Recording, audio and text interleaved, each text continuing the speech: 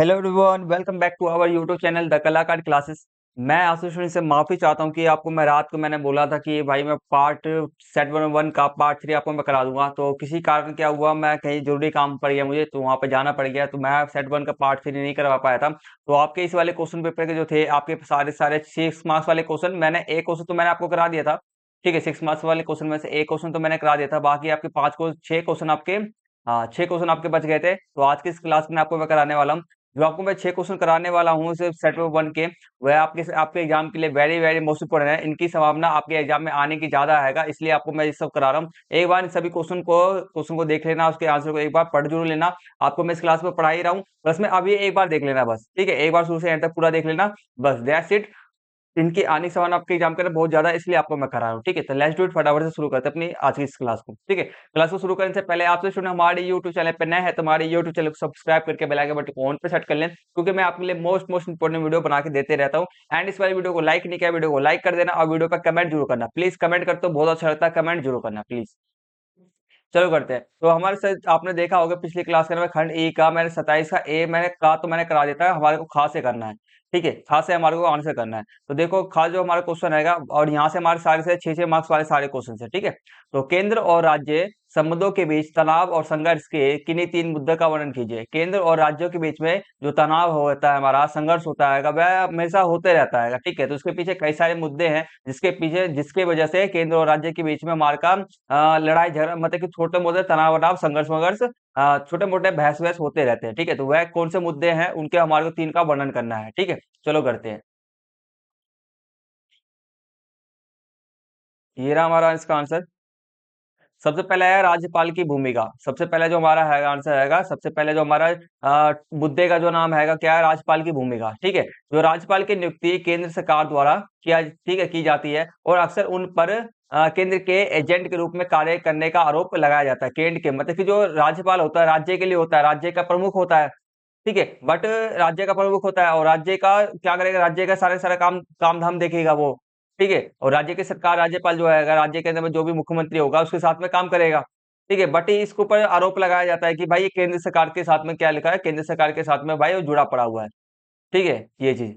और सरकार, ठीक है, राज्य सरकारों का तर्क है कि राज्यपाल कभी कभार राज्य के राजनीतिक मामलों में हस्तक्षेप करते हैं। ठीक है, राजनीतिक मामलों के अंदर में ही हस्तक्षेप करते हैं, और विशेषकर मुख्यमंत्री की नियुक्ति होगी या विधानसभा भंग करने जैसे मामलों में जो तनाव का एक प्रमुख कारण है। ठीक है, तो ये सब कारणों से वजह से ना, जैसे कि राज्यपाल की नियुक्ति हमारा केंद्र सरकार करता है, तो केंद्र सरकार जो राज्यपाल है ना, केंद्र सरकार के प्रति, मतलब कि केंद्र सरकार के लिए काम करता है, इसलिए सभी के सभी जो हमारे मुख्यमंत्री वह सोचते हैं, सच में काम भी करता है, ऐसी बात नहीं है।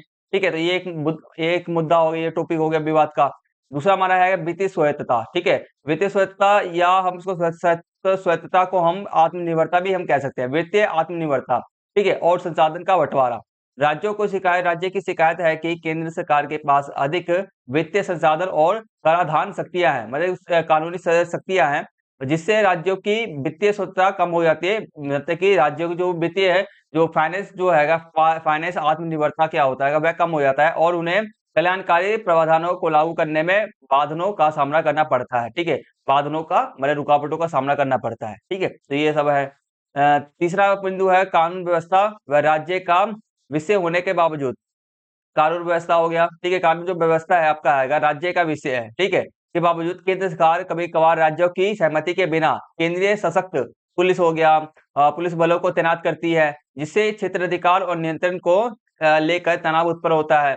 भाई कानून व्यवस्था जो है हमारा राज्य का विषय है, बट इसमें केंद्र सरकार क्या करते हैं, हस्तक्षेप अपने सहमति के बिना। ठीक है, जो अपने राज्य की सहमति के बिना ही वह क्या कहते हैं, केंद्रीय सशस्त्र बल पुलिस को बलों को तैनात कर देती है। उसमें मतलब कि भाई कब्जा इसका नियंत्रण किसका रहेगा, राज्य का। करता कौन है, केंद्र सरकार करता है। इसलिए यहाँ पर ये सब क्या होता है, मुद्दे चलते रहते हैं। ऐसे मुद्दे हैं जिनके बीच में दोनों के, केंद्र और राज्य के बीच में हमारा क्या चलता है, केंद्र और राज्य के बीच में बहस बहस चलती रहती है। ठीक है, आगे करते हैं, नेक्स्ट क्वेश्चन में बढ़ते हैं। नेक्स्ट क्वेश्चन हमारे सामने में है 28 है। धर्मनिरपेक्षता की परिभाषा कीजिए। ठीक है, परिभाषित कीजिए। और भारतीय धर्मनिरपेक्षता पश्चिमी धर्मनिरपेक्षता से किस प्रकार भिन्न है। मतलब पश्चिमी के अंदर मान लो अमेरिका की धर्मनिरपेक्षता है गई, धर्मनिरपेक्षता और पश्चिम हमारा भारत का जो धर्मनिरपेक्षता, दोनों के अंदर में क्या अंतर है वो हमारे को करना है। चलो करते हैं। तो ये हमारा आंसर रहेगा। पहले तो हम धर्मनिरपेक्षता का जो परिभाषा आएगा, धर्मनिरपेक्षता का अर्थ है राज्य का किसी विशेष धर्म से ना जुड़ना और सभी धर्मों के प्रति समान सम्मान का भाव रखना। ठीक है, तो ये धर्मनिरपेक्षता का हमारा परिभाषा होता है। अब बात करते हैं भारतीय धर्मनिरपेक्षता और पश्चिमी धर्मनिरपेक्षता में अंतर। ठीक, तो ये देखो, पहला करते हैं राज्य और धर्म का अलगाव। ठीक है, राज्य और धर्म का मतलब राज्य अलग होगा और धर्म आपका अलग होगा, अलगाव। देखो, पश्चिमी धर्मनिरपेक्षता जैसे कि अमेरिका में राज्य और धर्म के बीच स्पष्ट और पूर्ण अलगाव होता है। ठीक है, मतलब कि भाई अमेरिका के अंदर में राज्य अलग होता है भाई, और धर्म आपका अलग होता है। ठीक है, दोनों अलग अलग टॉपिक आपके रहते हैं। ठीक है, आगे बात करते हैं भारतीय मॉडल में ये है, अलगाव सशक्त नहीं है। मतलब कि भारतीय मॉडल के अंदर में ये जो अलगाव है वह अनिवार्य, मतलब कि अलगाव है ही नहीं, एक तरह से मान लो दोनों के बीच में अंतर होता ही नहीं है। ठीक है, राज्य सभी धर्मों के साथ समान दूरी रखते हुए सभी को सम्मान देता है। मतलब कि राज्य क्या आएगा भाई, किसी को भी हर एक धर्म को ना समान समझता है। मतलब कि सीधी सीधी बात है कि हमारे भारत के अंदर में राज्य और धर्म क्या है, दोनों दोनों एक साथ में ही रहते हैं, एक साथ में जोड़ कर ही उनको देखा जाता है, अलग अलग नहीं देखा जाता। ठीक है, सेकंड हम लिखेंगे सकारात्मक हस्तक्षेप बनाव हस्तक्षेप ना करना। ठीक है, ये अब देखो, सकारात्मक हस्तक्षेप बनाव हस्तक्षेप ना करना, अब समझो इसका मतलब क्या है। पश्चिमी मॉडल में राज्य धर्म के मामलों में हस्तक्षेप नहीं करता। ठीक है, हस्तक्षेप नहीं करता। और भारतीय मॉडल में जैसे कि हमारा, आप जैसे कि देखो, आपको ना ये जो लाइनें है ना आगे शुरुआत वाला ना लिखना हो, ठीक है, आपको लिखने का मन ना हो तो मत लिखना। ठीक है, बस आप इतना भी यहाँ से यहाँ तक भी लिख सकते हो। ठीक है, मर्जी आपकी है। आगे करते हैं, कोई दिक्कत परेशानी वाली बात में नंबर नहीं कटेंगे। ठीक है, आगे कहते हैं पश्चिम मॉडल में राज्य। ठीक है, ये हो गया। तो हमारे भारतीय मॉडल में सामाजिक हो गया, सामाजिक सुधार जैसे छुआछूत और सती प्रथा हो गया, कानून उन्मूलन के लिए राज्य धर्म के मामलों में सकारात्मक हस्तक्षेप कर सकता है। ठीक है, तो भारत में क्या होता है भाई, राज्य क्या करता है, धर्म के मामलों में अपना हस्तक्षेप करता है। पश्चिम में के राज्यों के अंदर में कोई राज्य जो होता है धर्म के मामले में हस्तक्षेप नहीं करता है। ठीक है, तीसरा हम लिखेंगे धर्म का। देखो, इसके अंदर में हमारे पास 6 नंबर क्वेश्चन, तो कम से कम हम 6 पॉइंट हमारे को देना जरूरी है। ठीक है, तो बाकी इसके अंदर मैंने आपको 5 पॉइंट ही लिख रखा है, 5 पॉइंट ही आपके 6 पॉइंट के बराबर, क्योंकि थोड़े से बड़े बड़े भी है। ठीक है, नेक्स्ट करते हैं धर्म का निजी बनाव सार्वजनिक मामला। ठीक है, इधर से पढ़ते हैं, पश्चिम विचारधारा में धर्म को व्यक्ति का पूर्णतः निजी मामला माना जाता है। पश्चिम के अंदर में क्या था, धर्म को व्यक्ति का क्या पूर्ण निजी मामला माना जाता है। ठीक है, पर्सनल मामला माना जाता है। भारत में धर्म व्यक्तिगत आस्था के साथ साथ सार्वजनिक जीवन का हिस्सा भी है। भारत में धर्म क्या हमारा व्यक्तिगत आस्था, मतलब कि सभी लोग जो है अपने धर्म को मानते हैंगे, और प्लस में साथ साथ सार्वजनिक जीवन का हिस्सा भी है, और सार्वजनिक सभी लोगों का ही क्या है, हिस्सा भी है। धर्म क्या सभी लोगों के जीवन का हिस्सा भी है। ठीक है, तो कहने मतलब है कि भाई यहाँ पर जो हमारा निजी माना जाता है, वहां पश्चिम देशों में निजी माना जाता है इसमें धर्म को। हमारे जो देश के अंदर है इसको सार्वजनिक माना जाता है, हमारे देश के धर्म को सार्वजनिक माना जाता है। ठीक है, आगे बात करते हैं समूह अधिकार बनाम व्यक्तिगत अधिकार। ठीक है, पश्चिमी मॉडल व्यक्तिगत अधिकारों पर जोर देता है। पश्चिमी मॉडल क्या है, व्यक्तिगत अधिकारों पर जोर देता है। ठीक है, भारतीय धर्मनिरपेक्षता अनुच्छेद हमारा 25 से 30, ना केवल अनुच्छेद याद रखना, भारतीय धर्मनिरपेक्षता कहाँ से कौन से अनुच्छेद तक हमारा 25 से 30। ठीक है, ये याद करना, ना केवल व्यक्तिगत धार्मिक स्वतंत्रता बल्कि धार्मिक अल्पसंख्यक समूहों के अधिकारों, ठीक है, जैसे कि शिक्षा संस्थान खोलने आदि को भी मान्यता देता है और उनकी सुरक्षा करता है। कहने मतलब है कि ऊपर पश्चिम में व्यक्तिगत अधिकारों पर जोर दिया जाता है, इसके अंदर में हमारे हमारे भारत के अंदर धर्मनिरपेक्षता हो गया, व्यक्तिगत आपका स्वतंत्रता हो गया। ठीक है, व्यक्तिगत स्वतंत्रता पे भी ध्यान दिया जाता है, प्लस में धार्मिक स्वतंत्रता पे भी ध्यान दिया जाता है हमारे देश के अंदर में, ये बोला जा रहा है। आगे कहते हैं सहायता की नीति। पश्चिम देश धर्म को राज्य की सहायता नहीं देते। पश्चिम देश जो हमारे धर्म को राज्य की सहायता होता है वह नहीं देते हैं, जबकि भारत में सरकार आवश्यकता अनुसार धार्मिक संस्थाओं जैसे कि स्कूल मदरसे को सहायता प्रदान करते हैं। ठीक है, तो ये सब पॉइंट्स हमारे को लिखने हैं। ठीक है, सारे के सारे पॉइंट्स इजी इजी थे और बहुत आसान क्वेश्चन भी है हमारा। ठीक है, आगे बढ़ जाते हैं। नेक्स्ट क्वेश्चन है, दोनों में से कोई एक का आंसर देना है हमारे को। भारतीय संविधान में धर्मनिरपेक्षता को किस प्रकार स्थापित किया गया है, कोई 4 बिंदु हमारे को लिखना है। धर्मनिरपेक्षता को किस प्रकार से स्थापित किया गया है, मतलब किस प्रकार से देखा जाता है का भारतीय संविधान में धर्मनिरपेक्षता की क्या परिभाषित दी गई है, और उसके और भारतीय संविधान के अंदर में धर्मनिरपेक्षता से रिलेटेड में आपका संबंध में क्या कानून बनाए गए, वह सभी हमारे को बताना है। चलो करते हैं। देखो, तो पहले बात करते हैं भारत में धर्मनिरपेक्षता। भारत में ये एक पॉइंट ये भी लिखना है, भारत में धर्मनिरपेक्षता सर्वधर्म समभाव पर आधारित है। सर्वधर्म समभाव पर आधारित है, मतलब कि सारे के सारे जितने भी धर्म होंगे सभी को समान भावना से देखा जाएगा, समान समान समान सम्मान दिया जाएगा, ये आधारित है। जहां राज्य सभी धर्मों को समान सम्मान देता है, ना कि धर्म से पूरी तरह दूर रहता है। ठीक है, यहाँ पर हमारे भारतीय के अंदर में क्या रहता है, राज्य कहता है सभी धर्मों को समान सम्मान देता है, और ना कि और यहाँ पर जो हमारे जो राज्य रहता है धर्म से जुड़ा रहता है, ना कि अलग रहता है। ठीक है, आगे करते हैं प्रस्तावना में संशोधन।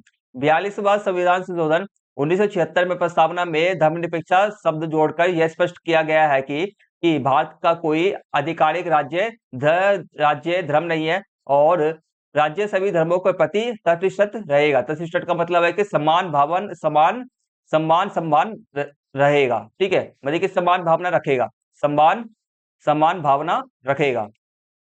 ठीक है, ये मतलब है। आप चाहो तो इसको नहीं भी लिखना, चाहो तो मत लिखना है, यहाँ से लेकर यहाँ तक आपको लिखना है। ठीक है, दूसरा हमारा है मूलभूत अधिकार। ठीक है, अनुच्छेद हमारा 25 से 28। अनुच्छेद हमारा 25 सभी नागरिकों को किसी भी धर्म को मानने, आचरण करने, प्रचार करने की स्वतंत्रता देता है। और अनुच्छेद हमारा 26 27 धार्मिक मार्गों के प्रबंधन और सरकारी सहायता प्राप्त संस्थानों में धार्मिक शिक्षा पर रोक लगाते हैं। ठीक है, अब ये सरकारी से सहायता प्राप्त संस्था होते हैं, ठीक है, उसमें धार्मिक शिक्षा पर क्या लगाते हैं, वह रोक लगाते हैं। ठीक है, मतलब कि जो गलत तरीके से उपयोग करेगा हमारा जो धार्मिक शिक्षा का, ठीक है, धार्मिक शिक्षा पर रोक लगाते हैं। मतलब कि जो भी गलत तरीके से जो भी हमारा संस्था होगा, जो गलत तरीके से कर रहा होगा, तो उस संस्था पे रोक लगा देते हैं। आगे करते हैं कि हमारा समानता का अधिकार। ठीक है, हमारे का समानता का अधिकार हो गया जैसे कि 14-15 संविधान। ठीक है, संविधान के अनुसार कानून के समक्ष सभी समान है, और धर्म के आधार पर किसी भी नागरिक के साथ भेदभाव नहीं किया जा सकता है। ठीक है, तो ये हमारा इसके अंदर भी जोड़ा जाएगा, समानता का अधिकार भी हम जोड़ेंगे। आगे हमारा अल्पसंख्यकों के हितों का संरक्षण। 29 और 30 धार्मिक और भाषाई अल्पसंख्यकों को अपनी संस्कृति को बनाए रखने और शिक्षा संस्थान स्थापित करने का अधिकार देकर धर्मनिरपेक्षता को सुदृढ़ बना किया गया है, मतलब मजबूती प्रदान किया गया है। मतलब कि कहने मतलब कि जो हमारे धर्म देश के अंदर में जितने भी धर्मनिरपेक्ष से रिलेटेड में कानून बनाए गए हैं, जो हर एक चीज है वह हमारे को लिख रहा था इस क्वेश्चन के अंदर में। ठीक है, आसान क्वेश्चन था, मुश्किल नहीं है। ठीक है, आगे बढ़ जाते हैं। नेक्स्ट क्वेश्चन हमारे सामने 29 आएगा। स्वतंत्रता को परिभाषित कीजिए। स्वतंत्रता की नकारात्मक और सकारात्मक अवधारणा में अंतर स्पष्ट कीजिए। ठीक है, स्वतंत्रता की नकारात्मक और सकारात्मक अवधारणा में अंतर स्पष्ट करना है। ठीक है, चलो करते हैं। पहले स्वतंत्रता की अर्थ है हमारा व्यक्ति पर बाहरी प्रतिबंधों का अभाव, मतलब बाहरी प्रतिबंध जो होता है इसको रुकावट कुछ भी नहीं, और उसे अपनी क्षमता के अनुरूप कार्य करने के लिए अनुकूल परिस्थिति प्रदान करना। ठीक है, उससे जो भी इसकी क्षमता है भाई उसके अनुरूप उसके अनुकूलित स्थिति प्रदान करना, ताकि वह आगे बढ़ सके, विकास कर सके, इसी को हम स्वतंत्रता कहते हैं। ठीक है, अब नकारात्मक सकारात्मक में अंतर। हम एक ऐसे कॉलम बनाएंगे, ठीक है, और यहाँ पे एक साइड लिखेंगे नकारात्मक स्वतंत्रता, इस साइड लिखेंगे हम सकारात्मक स्वतंत्रता। ठीक है, इस तरह से लिखेंगे। पहले बात करते हैं अंतर। अब देखो, अब बात करते हैं मूल अर्थ। ठीक है, मूल अर्थ जो आएगा वो लिखते हैं। एक सेकंड मुझे ना, मैं आपको जो गोला लगा रहा हूँ ना, जब मूल अर्थ हो गया राज्य की भूमिका। ठीक है, आगे प्रतिबंध हो गया, केंद्र बिंदु हो गया, और अवधारणा। ठीक है, ये सब जो है ना इसके बारे में ये टॉपिक हैगा, ये सब जो मेन पॉइंट्स है, ये समझ जो है आपके मेन पॉइंट्स है। ठीक है, और इनके आधार पर हम अंतर कर रहे हैं दोनों के बीच में। ठीक है, और आपको ये ध्यान रखना, एक एक यहाँ से एक नंबर परिभाषा देने पे 1 नंबर मिलेगा, बाकी आप ये पूरा शुरू से एंड तक करते हो तो आपको 5 नंबर मिलेंगे। ठीक है, पहला करते हैं नकारात्मक स्वतंत्रता। ठीक है, बाहरी बाधाओं और राज्य के हस्तक्षेप का अभाव। ठीक है, इसमें क्या रहता है, इसके अंदर में क्या रहता है, ये इतने से इतना है। ठीक है, नकारात्मक स्वतंत्रता में इतने से इतना है। बाहरी बाधाओं और राज्य के हस्तक्षेप का अभाव, इसमें ना बाहरी बाधाएं नहीं होती नकारात्मक स्वतंत्रता में, और राज्य का हस्तक्षेप भी नहीं होता। ठीक है, सकारात्मक स्वतंत्रता में क्या होता है, देखो व्यक्तिगत विकास के लिए अवसर, इसमें व्यक्तिगत विकास के लिए अवसर प्रदान किए जाते हैं। यहाँ पे ये भी लिख देना, प्रदान किया जाता है, क्या जाता है, ये भी लिख देना। ठीक है, दूसरा पॉइंट पे बात करते हैं। अब हमारा आता है राज्य की भूमिका। राज्य हस्तक्षेप ना करे, एक आवश्यक बुराई। ठीक है, आवश्यक बुराई मतलब कि इसके अंदर हमारा क्या आएगा, राज्य में राज्य हस्तक्षेप नहीं करता, दूसरा हम लिखेंगे राज्य की भूमिका, राष्ट्रीय हस्तक्षेप नहीं करता, इसको हटा दो। इसके दूसरा वाला ये सकारात्मक का आएगा। ठीक है, राज्य सुविधाएं प्रदान करे। ठीक है, इसमें जो राज्य हस्तक्षेप नहीं करता, इसमें राज्य क्या करता है, सुविधाएं प्रदान करता है। प्रतिबंध की बात करते हैं, नकारात्मक स्वतंत्रता।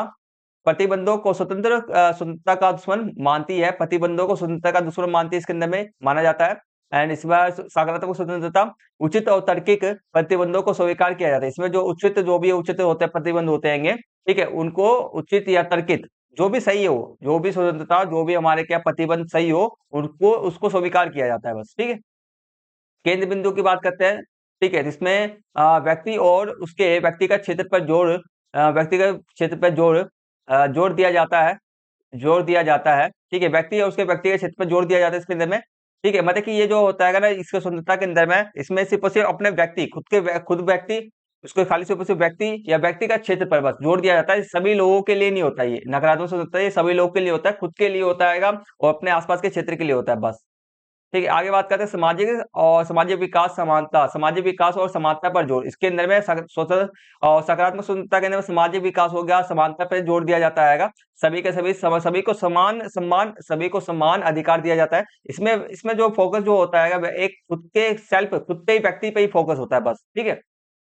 अवधारणा की बात करते हैं, यह पुरानी अवधारणा है और ये जो इसकी सकारात्मक अवधारणा की बात करें, ये आधुनिक और समाजवादी अवधारणा है, ठीक है, ये लिखेंगे हम, ठीक है, ये अंतर था, ये ऐसे लिखेंगे। आगे बढ़ जाते हैं, नेक्स्ट क्वेश्चन हमारे सामने में आएगा खाप जे एस मिल द्वारा दिए गए हानि सिद्धांत के संबंध में स्वतंत्रता पर हानिकारक बाधाओं के मानदंड का वर्णन कीजिए, ठीक है। स्वतंत्रता पर जो हानिकारक बाधाएं आएंगे उसके बारे में हम आपको व्याख्या करना है, ठीक है, चलो करते हैं। नेक्स्ट क्वेश्चन हमारा है, पहले तो हमारा पहले जो हम लिखेंगे जो परिभाषा क्या है, पहले जो हमारा जो हानि सिद्धांत क्या है वह इसके बारे में लिखते हैं। जॉन स्टुअर्ट मिल के हानि सिद्धांत के अनुसार, ठीक है, इसका जो सिद्धांत है क्या वह समझो।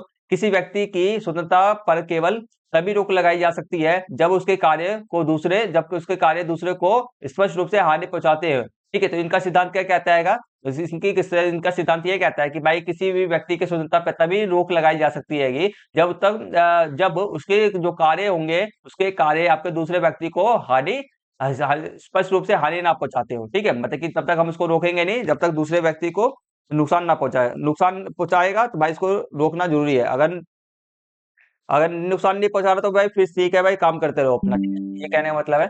आगे बढ़ जाते हैं, जस्ट 1 सेकंड प्लीज,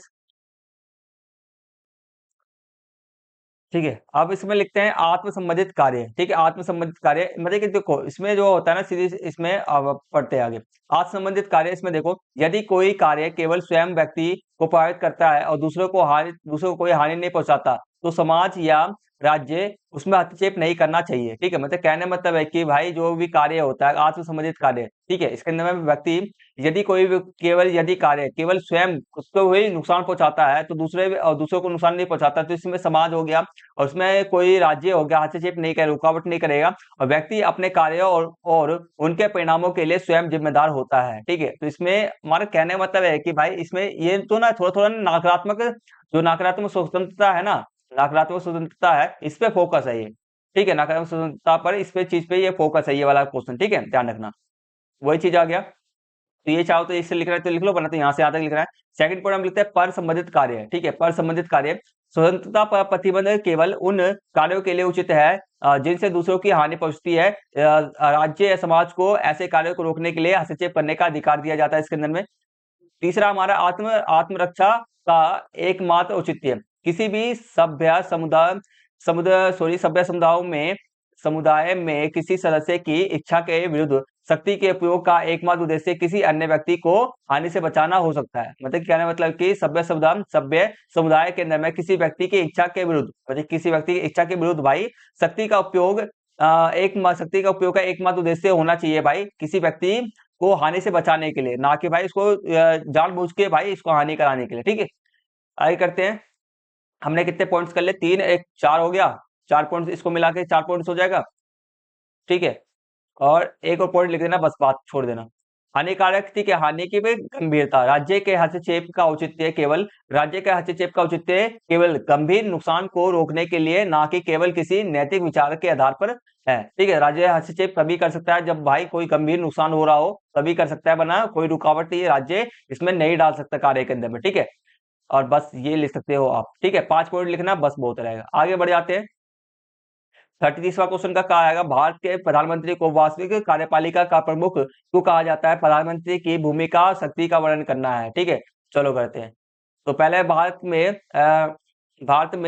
भारत के प्रधानमंत्री को वास्तविक कार्यपालिका प्रमुख कहा जाता है, क्योंकि संसदीय शासन प्रणाली में राष्ट्रपति केवल नाम मात्र के कार्यकारी प्रमुख होते हैं, जबकि वास्तविक कार्यकारी शक्ति प्रधानमंत्री के नेतृत्व वाली मंत्रिपरिषद में निहित होती है। तो इसके लिए हमारा जो सारी से शक्ति होता है प्रधानमंत्री के पास में होता है, और राष्ट्रपति हमारे केवल नाम मात्र के लिए कार्यकारी होते हैं। तो इसलिए हम वास्तविक प्रधानमंत्री को वास्तविक कार्यपालिका वास्तविक कार्यपालिका नियम कायदे कानून बनाने वाला व्यक्ति हम कहते हैं। ठीक है, ये वास्तविक कार्यपालिका हम कहते हैं, तो ये हम लिखेंगे। आगे कहते हैं भूमिका और शक्तियां। सरकार का क्या करते हैं, प्रधानमंत्री क्या करते हैं, सरकार का नेतृत्व करते हैं। प्रधानमंत्री देश में सर्वोच्च कार्यकारी पद पे होते हैं, सरकार का नेतृत्व करते हैं, नीतिगत निर्णय लेते हैं, कानून और कार्यक्रमों को लागू करते हैं। दूसरा पॉइंट है मंत्रिपरिषद का प्रमुख। वह मंत्रिपरिषद के प्रमुख होते हैं, राष्ट्रपति तथा मंत्रिमंडल के बीच कड़ी का काम करते हैं, राष्ट्रपति और मंत्रिमंडल को आपस में जोड़ते हैं। और योगा तीसरा, परामर्श और सूचना का कर्तव्य। संविधान के अनुच्छेद 68 के अनुसार प्रधानमंत्री का कर्तव्य है कि वह देश के प्रशासन से संबंधित सभी मंत्रिमंडल निर्णयों की सूचना राष्ट्रपति को दे।